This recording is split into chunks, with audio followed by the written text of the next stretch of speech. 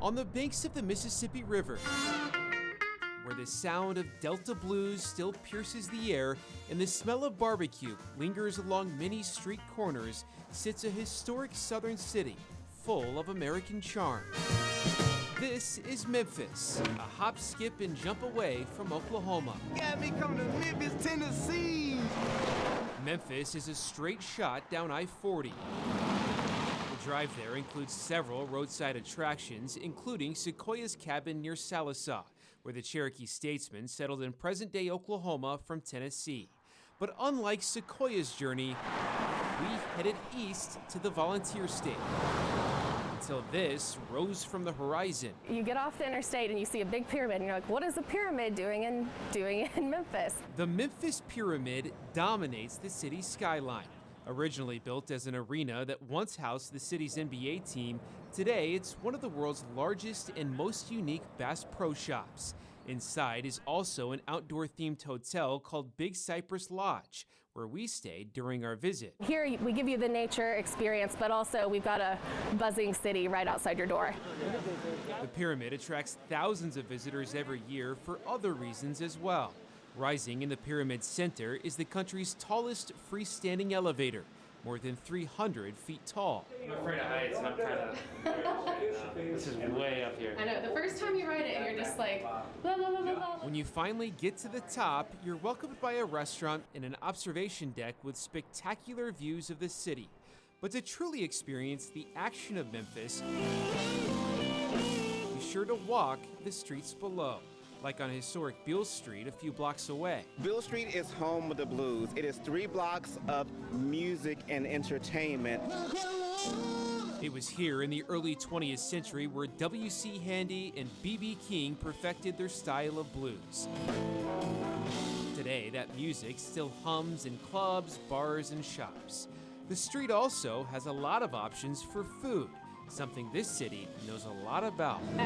When you think of Memphis, the food is obviously one of the things. Especially when it comes to barbecue. Memphis barbecue is giving you barbecue that has a smoky flavor. Meet Eric Vernon. So we season these ribs up. A third-generation pitmaster and owner of the barbecue shop. Sweet and tangy at the same time. One of over 100 barbecue restaurants spread throughout the city. The great thing about coming to Memphis is you might go to 5 barbecue restaurants.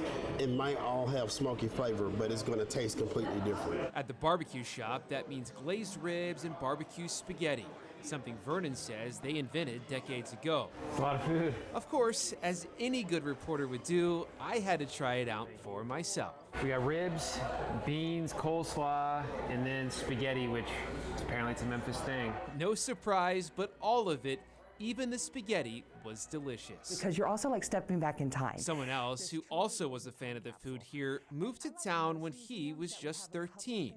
But over the next 30 years, he changed not only Memphis, but America forever. Can't forget about Elvis. Elvis is king in Memphis. In the early 1950s, Elvis Aaron Presley picked up a guitar and started singing throughout town. Elvis would always sit at the head of the table. His fame quickly grew, and, well, you know what happened next.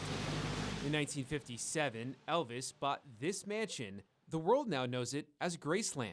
It is the White House of rock and roll, we like to say. The second most visited home in America, Graceland has welcomed more than 22 million visitors over the years. It really is cool because Angie Marchese's been here for most of it. this truly is a time capsule. And unlike most museums that would have a couple things that are authentic, everything that you're seeing is original. The iPad guided tour gives you the history of most rooms in the house, from the dining room to the state-of-the-art kitchen with one of the first microwaves to this room, now famously known as the Jungle Room. He loved it because it reminded him of Hawaii. The full tour takes you outside and even to his grave. Marchese says people still connect to the property because Elvis transcends generations. And he still has that it factor. And his impact on pop culture is still very much alive today. They want to come see this piece of American history. It's a history that makes Memphis unique.